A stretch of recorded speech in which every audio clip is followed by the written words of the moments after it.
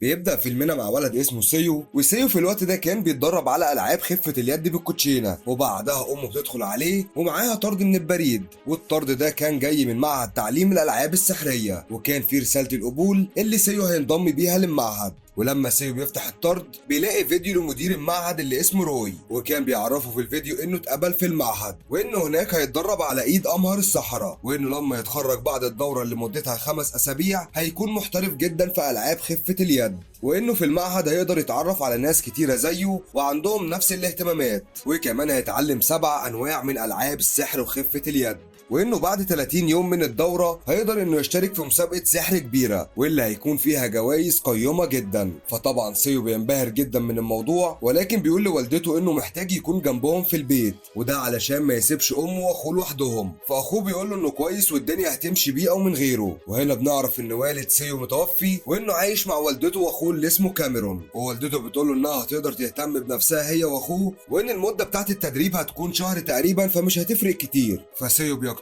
وبيوافق انه ينضم للمعهد. وبعد كده بنشوف سواق تاكسي اسمه اندي، وبنعرف ان اندي كان متخرج من معهد السحر ولكنه اتجه لشغلانه التاكسي لاسباب خاصه بيه. وفي مره من المرات كان بيوصل ست عجوزه، ولما جت علشان تحاسبه ما كانتش لاقيه الفلوس، فهو بيعمل خدعه سحريه كانه لقى الفلوس وبيديها الفلوس علشان تحاسبه ويمشي. ولما بيجي يركب التاكسي بيتفاجئ بالمعلم روي، واللي بيكون هو صاحب معهد الالعاب والخدع السحريه. وروي بيعرض على اندي انه يكون المساعد بتاعه وانه يعلم الطلبه الجدد في المعهد الالعاب السحريه، ولكن اندي مش بيكون موافق على كلامه لانه مش حابب يرجع لنفس المجال مره تانية. فروي بينصح اندي انه يفكر في الموضوع مره تانية علشان دي فرصه مش هتتعوض. وبعدها سيو بيروح هو ووالدته المعهد الالعاب السحريه، وهناك بيكون في اطفال كتير هينضموا للمعهد. وفي الوقت ده اندي بيوصل، وهنا بنعرف انه وافق على العرض. وبعدها الاطفال بتجري على ساحره مشهوره اسمها كريستينا، وكريستينا كانت متخرجه هي واندي من نفس المعهد. وسيو في الوقت ده بيشوف طفل بيعمل خدعه وبيطير الفشار، فبيقول لوالدته انه محبط جدا ومش واثق انه هينجح، ولكن والدته بتشجعه وبتقول له انه هينجح، وده لان والده كان واثق فيه وفي قدراته من زمان. وبتقول له مش معنى انك خايف يبقى هتفشل، بل بالعكس انا متوقعه لك نجاح كبير جدا. وبعدها الاطفال كلهم بيدخلوا للمسرح، وده علشان يشوفوا عرض للساحر روي مدير المعهد.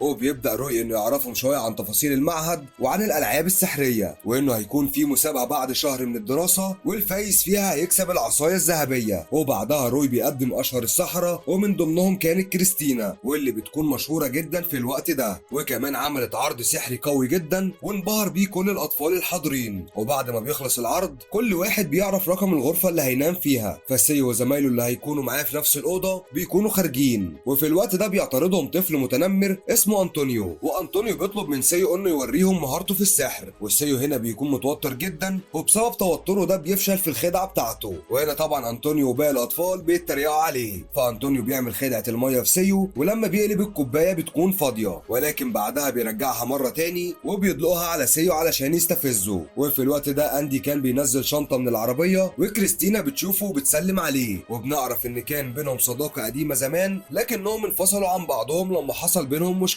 وبعد كده المجموعة اللي هتكون مع كريستينا بيروحوا لها، وبيكون فيهم الطفل اللي اسمه أنطونيو. وأندي بعدها بيروح للمجموعة بتاعته واللي بيكون فيها سيو، وبيبدأ أندي إنه يتعرف عليهم واحد ورا التاني، وكل واحد كان بيتكلم عن نفسه. ولما أندي بيتكلم واحد بيقول له إنه صعب يعمل أي خدعة قدام زمايله، ولكن بيكتشف إن كلهم لسه مبتدئين ومستواهم زيه. ولما بيجي وقت النوم كلهم بيتجمعوا في المكان اللي هيناموا فيه، وبيبدأوا يتكلموا عن الساحر أندي وشككوا في قدراته، وده لأنه مش مشهور ومحدش يعرف عنه حاجة زي كريستينا. وأندي بيجي لهم في الوقت ده وبينصحهم يناموا لأنهم عندهم تدريب الصبح بدري. وبعدها كل طفل بيروح ينام على سريره، وتاني يوم الصبح أندي بياخد فريقه وبيعلمهم أول خدعة، والخدعة بتكون إنهم يفكوا تكتيفة الحبل بدون مساعدة من حد، ولكن الأطفال كلهم بيفشلوا في الخدعة دي. بعدها بيعلمهم خدعة تانية، وهي إنهم ينقلوا الأشياء من إيد لإيد تانية، وهنا سيو بيكون الوحيد اللي قدر يتعلم الخدعة دي، ولكن مش بيعرف حد علشان ما يبانش إنه أحسن منهم. وبعدها أندي بياخد فريقه لمخزن الحيوانات، وده علشان يعلمهم الخدع السحرية الخاصة بالحيوانات. الحيوانات. وفي بنت اسمها روس بتكون منبهرة جدا بالارانب وبيكون نفسها تتعلم الخدع اللي بتتعمل عليهم، ولكن روز بتكون خايفة منهم جدا ومن شكلهم وهم قريبين. وبعدها بنشوف كل فريق وهم بيتعلموا مع الساحر بتاعهم. وبعدها اندي بيروح لمكتب روي وبيقول له ان الفريق اللي معاه استيعابهم بطيء ومحدش فيهم بيستجيب. فروي بيقول له انت دورك تعلمهم وتطور من مستواهم، ولكن اندي بيكون محبط منهم وبيرفض يكمل معاهم. وبعدها بيروح على اوضته علشان يلم حاجته ويمشي. وفي الوقت ده بيشوف سيو وهو بيعمل خدعة صعبة جدا بالكوتشينة. فاندي بيقول له ان الخدعة دي صعبة ومهمة جدا وبيطلب منه انه يعمل الخدعة مرة تانية. فسيو بيقول له انه بيكون متوتر جدا لما بيعمل الخدعة قدام الناس، ولكن اندي بيقعد معاه وبيشجعه انه يعمل الخدعة وبيقول له لازم تشيل الخوف من دماغك علشان تنجح، وكمان بيعرفه انه موهوب وهيجي منه مع الوقت.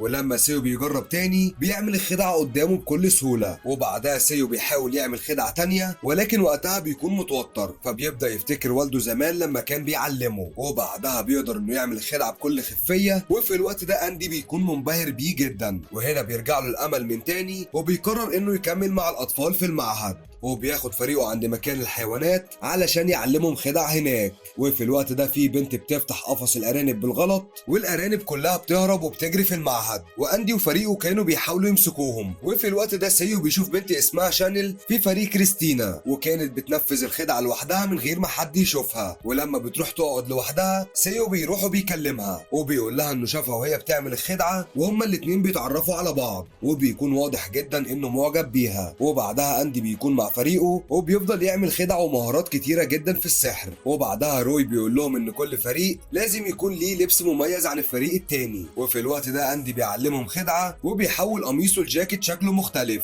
وفي الوقت ده في ولد اسمه جود بيكون منبهر جدا، وده لانه بيحب اللبس والازياء اكتر من السحر، وانه دخل معهد السحر علشان والده هو اللي عاوز كده، ولكنه بيكون منبهر اكتر بالازياء. وبعدها اندي بياخده وبيدخله لاوضه الملابس وكمان بيخليه هو المسؤول عن تصميم اللبس لفريقه. وهنا اندي بيبدا يتعرف على شغف كل واحد في الفريق، وده علشان كل واحد يكون متخصص اكتر في حاجه معينه. وفي الوقت ده سيو كان قاعد لوحده وبيفتكر والده لما كان بيعلمه خدعه بالكوتشينه. وبعدها بنشوف سيو وهو بيحاول يعمل خدعه قدام فريقه ولكن كالعاده بيكون متوتر فبيفشل. ولكن بعدها اندي بيجمع فريقه وبيحاول يساعد سيو في انه يتخلص من الخوف والتوتر، وبالفعل سيو بيقدر انه ينفذ الخدعه وبيتخلص من التوتر اللي عنده. وبعدها بيخرج فريق اندي وهم لابسين الزي الموحد بتاعهم، وانطونيو بيعمل خدعه في نسان اللي في فريق اندي وبيفضل يتريق على فريق اندي علشان مستواهم ضعيف. وسيو في الوقت ده بيكون عارف سر الخدعه فبيعمل فيه خدعه قويه وبيسترد كرامه فريقه. فانطونيو بياخد الكوتشينه بتاعت سيو وبيحرقها. فهنا سيو بيتعصب وبيتضايق جدا لانها كانت هديه من والده. وبالليل بيجتمع فريق اندي وكل واحد فيهم بيفضل يتكلم ويحكي عن نفسه وعن حياته. بعدها انطونيو وفريق كريستينا بيدخلوا المكان الفريق بتاع اندي وهم نايمين، وده علشان يبوظ لهم اللبس وكل ادوات السحر الخاصه بيهم. وتاني يوم اندي بياخد فريقه في رحله علشان يغيروا جو وبيفضلوا يتفسحوا طول اليوم لحد ما بيرجعوا المعهد بالليل. واندي بعدها بيروح يواجه كريستينا وبيقول لها انه عارف ان فريقهم هو اللي بوظ لهم الادوات، ولكن هي بتنكر اللي حصل وكمان بتقول له انها رشحته مكانها علشان يعمل عرض كبير في التلفزيون. فاندي بيروح لروي وبيطلب منه يخلي باله من فريقه، وده علشان يروح هو يعمل العرض في التلفزيون. وبالفعل اندي بيلم حاجته وبيمشي بالليل من غير ما حد يحس بيه. وتاني يوم فريق اندي بيصحى ولكن مش بيلاقوه موجود.